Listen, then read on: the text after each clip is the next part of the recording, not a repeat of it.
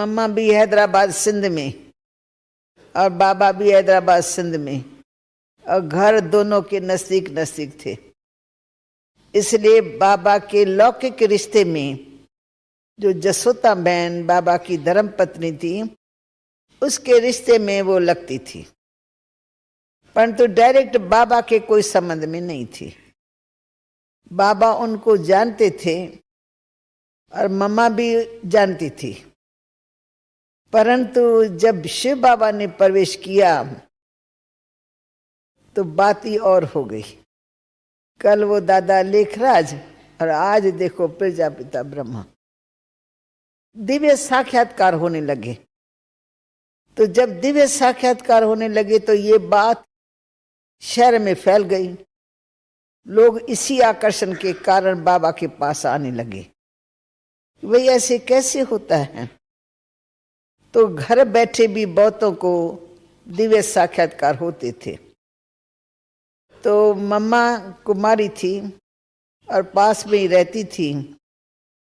तो मम्मा को जैसे ही पता लगा माँ के द्वारा, तो मम्मा ने आना शुरू किया। और जैसे मम्मा ने बाबा को देखा, बाबा ने मम्मा को देखा, वैसे बाबा ने एकदम, जैसे किसी का साक्षात्कार हो जाए ना, तो बाबा को एकदम स्मृति आ गई कि ये मेरी कल पहले वाली बच्ची है और यही सब कुछ संभालेंगी। और मम्मा को लगा ये मुझे मेरा सच्चा पिता, सच्चा गीता ज्ञान दाता मिल गया। तो मम्मा बाबा में, बाबा मम्मा में, दोनों ही समा गए जैसे प्यार में। फिर तो मम्मा रोज आने लगी। बाबा रोज एक गीत बनाता था, मम्मा को देता था, मम्मा तुम तर्ज निकालो, क्योंकि मम्मा गीत गाने में बहुत होशियार थी। स्कूलों में बड़े बड़े इनाम मिलते थे मम्मा को। तो बाबा ने भी मम्मा को सेवा में लगाने के लिए नित्य नया गीत बना करके मम्मा को देता था और मम्मा तर्ज निकाल करके सभा के बीच में गाते थे। तो मम्मा के गाने का जो रूप रंग था, वो गाना नहीं गा रही हैं, परंतु मम्मा के नैन चैन सब गीत गा रहे हैं। मम्मा के चेहरे से लगता था गीत मम्मा सुनाती रहे और हम मम्मा को देखते रहे, देखते रहे, देखते रहे। बाबा ने ओम की धुनी सिखलाई, तो उसमें भी मम्मा ने बाजे के ऊपर ओम का तर्ज निकाला। और जब सभा शुरू होती थी तो मम्मा गीत गाती थी या ओम की धुनी भी लगाती थी। तो इस आधार से हमारे सत्संग की शुरुआत हुई। और हम बच्चियां भी छोटी सी एज में थे, पड़ोस में मैं भी रहती थी, तो हम भी बाबा के घर में नजदीक में आते रहे। तो मम्मा के गीतों के आधार पर हम कुमारियां भी मम्मा के साथी बन गई। हमको मालूम है मम्मा गीत गाएंगी और हमारे जैसी बहनों का मम्मा को साथ मिलेगा। ऐसे करते करते हम आगे बढ़ते गए, बढ़ते गए। तब तो हम मम्मा नहीं बोलते थे, परंतु कुदरती मम्मा के चेहरे में एक गंभीरता और मुस्कान, दोनों ही एकदम इकट्ठे दिखाई पड़ते थे। हर्षित मुख भी है और गंभीर भी है। जब मम्मा सड़क से गुजरती थी तो हम स्कूल की लड़कियां खड़े होकर मम्मा को देखते थे। ना मालूम क्या कशिश होती थी। मम्मा की पहचान कुछ भी नहीं है, वो स्कूल की लड़कियां स्कूल के ड्रेस में, परंतु दिल करता था नहीं इनको देखे। दोनों बहनें समान समान लगती थी, बाल लंबे लंबे, सूरत में दिव्यता भी, गंभीरता भी, और चेहरा मीठा मुस्कान वाला। ये तो मालूम नहीं था ना कल ही हमारी मम्मा बनेगी। खैर आते आते सभा में मम्मा आगे बढ़ती गई, बढ़ती गई, बढ़ती गई। फिर जब हम कुमारियां आती थी तो मम्मा के हाथ में कुमारियों की दिनचर्या और माताओं की दिनचर्या बहुत रहती थी। रहते हम घर में थे, पर रोज आना, रोज मम्मा हम लोगों को कोई ना कोई ऐसी मीठी शिक्षा देती थी जो हमारे घर में भी यूज में आती थी। क्योंकि हम बंदेलियां हो गई, जल्दी ये आवाज फैल गया कि जो ओम मंडली में जाता है वो फिर वापस नहीं आता है। ऐसा फैल गया जो लोगों ने हमको आने के लिए रोकथाम की। हमारे माँ बाप को कहा इन्हों को मत जाने दो। तो मम्मा शिक्षा देती थी कि तुम लोग आ सकते हो, कोई मना नहीं कर सकता है, परंतु तुम्हें प्रेम और ज्ञान से व्यवहार करो। जिद नहीं दिखाना है, हठ नहीं करना है, तो माँ बाप और भी तुम्हारे लिए समझे कि ज्ञान में जाके क्या सीखी है। उनको लगे कि वो जहां जा रही है वहां बहुत अच्छी अच्छी शिक्षा इनको मिलती है। उनकी सेवा करो, उनसे मीठा बोलो, वो कुछ गाली दे तो सहन करो, सामना नहीं करो। इस तरह से मम्मा हमको मीठी मीठी शिक्षाएं देती थी। तो हम बांदेलियों के दिल को भी मम्मा ने जीत लिया। ऐसी शिक्षा देती थी जो उस शिक्षा को हम यूज करते थे घरों में तो हम सक्सेसफुल हो जाते थे। तो मम्मा के लिए कि जिगरी प्यार होने लगा। बाबा तो आता था 2-4 दिन के बाद एक बार आकर के शाम के समय भाषण करता था। तो बाबा हम तो छोटे बच्चे, बाबा के नजदीक भी ना आ सके, पर बाबा की फिर रूहानी कशिश, जैसे बाबा को हम भगवान के रूप में समझते थे। भगवान आता है ये ज्ञान नहीं था, पर भगवान की कशिश बाबा के चेहरे से आती थी और बहुतों को दिव्य साक्षात्कार होता था। ऐसे धीरे धीरे हम देखते हैं तो मम्मा भी ओम की धुनी लगा के बिठा देती हैं।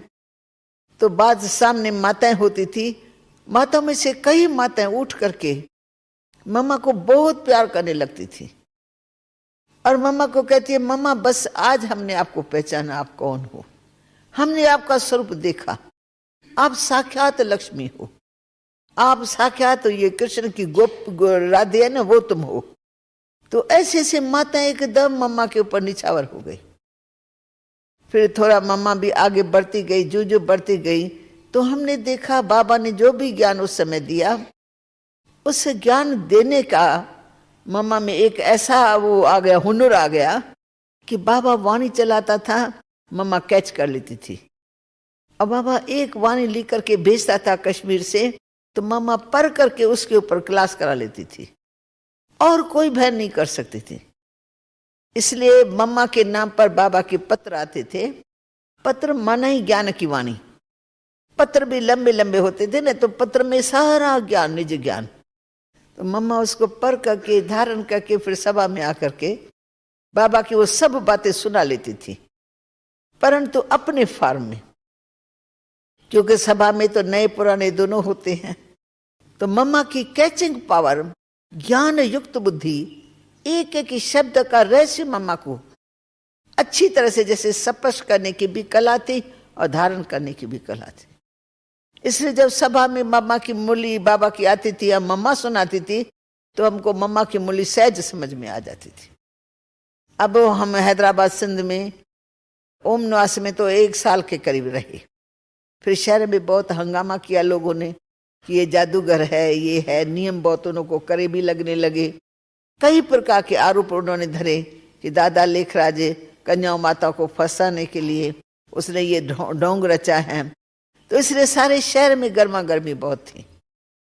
फिर बाबा को कराची में बच्चों ने निमंत्रण दिया, तो बाबा हम सब बच्चों को कराची में लेके गए।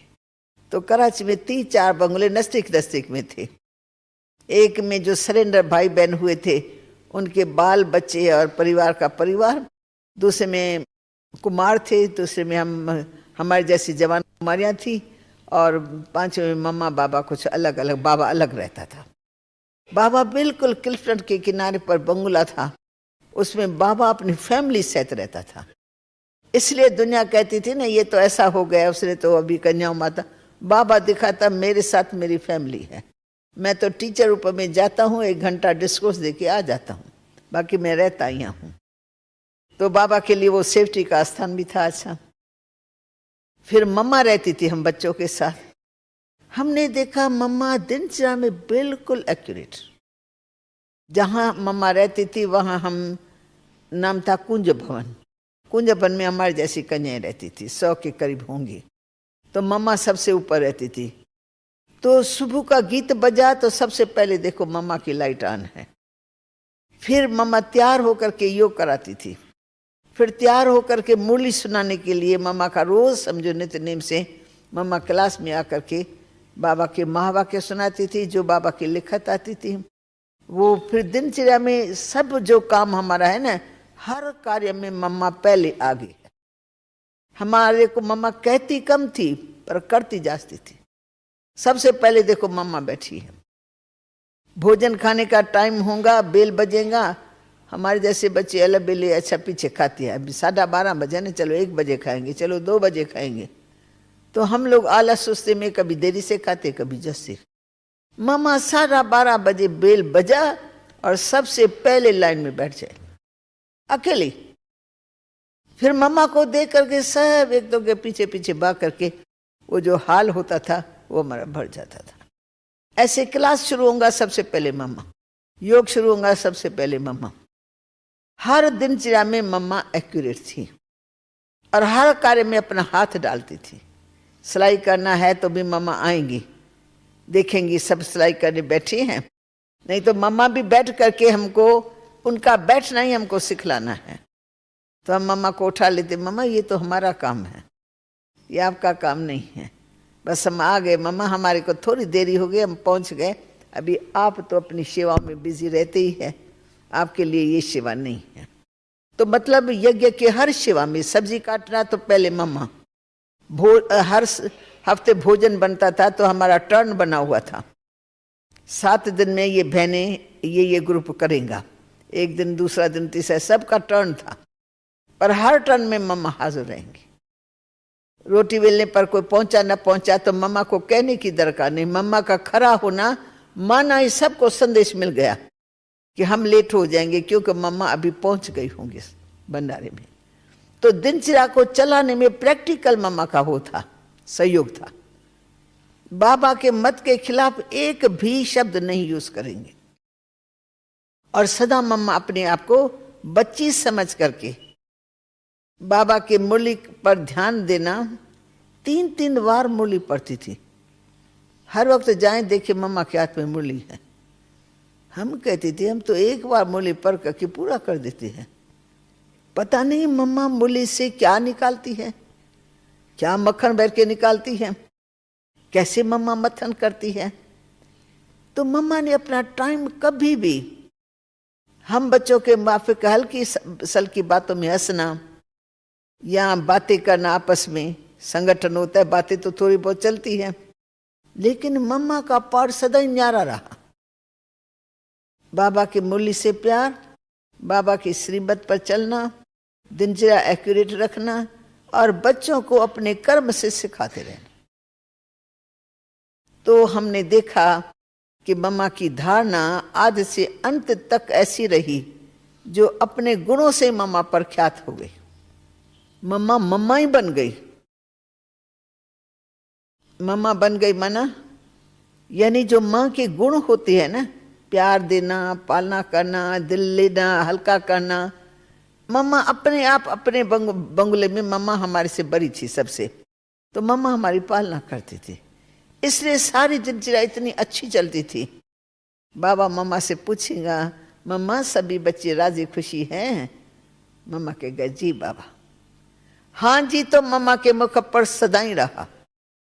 बाबा ने कोई काम दिया, मम्मा हाँ जी करेंगी, और हम बच्चे थोड़े घबरा जाएंगे कि इतना बड़ा काम कैसे होगा। तो एक बार बाबा ने मम्मा को कहा कि ये हमारा झार और त्रिमूर्ति का है ना चित्र, जो आप लोगों ने बहुत जगह सब जगह देखा है, त्रिमूर्ति गोला और झार का। तो बाबा ने कहा वो हाथ से भर करके, भर करके, और मुझे अच्छी तरह से मम्मा 15-20 दिन के अंदर बनवा करके दो। बाबा किसी को प्रेजेंट करेंगे, किसी राजा को। नॉलेज भी है और चीज़ भी अच्छी है। मम्मा 15-20 दिन के अंदर आप हमको ये चादर तैयार करके दे दो। मम्मा कहे जी बाबा। जी बाबा करके मम्मा ने हमारे ग्रुप को बुलाया कि बाबा ने ये काम दिया है, 15 दिन के अंदर करना है, रात दिन जागना भी पड़े तो भी जाग करके करेंगे। तो हम मम्मा को हंस करके कहने लगे, मम्मा रात्रि को करेंगे तो नींद आएंगी, तो सुई इधर की उधर चली जाएंगी। तो मम्मा आप बाबा से 1 मास की तो लो ना, 1 मास बाबा को से मांगो और आप काम करो, हम करेंगे अच्छी तरह से। मम्मा कहती है बाबा ने कहा, ने सोचो तो सही, किसने कहा है? हम कहते बाबा ने कहा, मम्मा समझते भगवान ने कहा। मम्मा के मुख पर क्या मन में भी ऐसे कि भगवान का डायरेक्शन है। बाबा को साधारण समझ के नहीं चलती थी, और हम बच्चे भगवान को भी अपना बाप समझ के चलते। तो हम कहेंगे बाबा काम करते हैं ना, रात्रि को आंखों में बहुत दर्द पड़ता है। कहता बच्ची फिर धीरे धीरे करो। हम कहते, मम्मा कहते नहीं, बाबा ने जो दिन दिया है वही हमको करनी है। और बाबा तो प्यार से कहते नहीं बच्चे भले धीरे धीरे करो। तो जब हम मम्मा को कहते थे, मम्मा कहती देखो सही किसने ऑर्डर किया, ऐसे ऑर्डर में हम मन मत कैसे मिक्स कर सकते हैं। तो मम्मा ये सिखाती थी। अंत तक हमने मम्मा को इन धारणाओं में देखा। सारे यज्ञ की पालना ऐसे की जैसे माँ अपने छोटे बच्चों की करती है। ऐसी पालना किसी संस्था में कोई किसी के प्रति नहीं कर सकता। वंडरफुल पालना, रूहानियत, शक्ति सब भर करके देती थी। इसलिए हमारे 14 साल कराची में कैसे बीते हमें पता नहीं लगा। हमको सारी दुनिया ही भूल गई, माँ बाप घर बिल्कुल भूल गया, कभी जाने का संकल्प ही नहीं आएगा। क्योंकि पालना में बहुत बड़ी शक्ति थी। प्यार, जिगरी, निस्वार्थ प्यार, कुछ लेना नहीं कुछ देना नहीं। तो हम साधारण साधारण घर से आए थे, बंदेलियां थी, और बाबा ने मामा ने अपनी शीतल गोद में ले लिया। ऐसी पालना की जो आज जिगर से हम सभी मिलकर के यज्ञ की सेवा करते हैं। क्योंकि पालना ली है ऐसे, अब टाइम आया है देने का। तो फिर बाबा की सेवा जो ली है वो दिल से सभी दे रहे हैं। सब बहनें मैं देखती हूँ कितने प्यार से आने वाले भाई बहनों की सेवा करते हैं। तो ये सब मम्मा बाबा के द्वारा हम बच्चे सीखे, और सिखा सिखा करके उन्होंने, ये तो मालूम नहीं था कि दोनों ही फरिश्ते बन जाएंगे, उड़ जाएंगे, और हम बच्चों को यहाँ साकार में रख करके जाएंगे।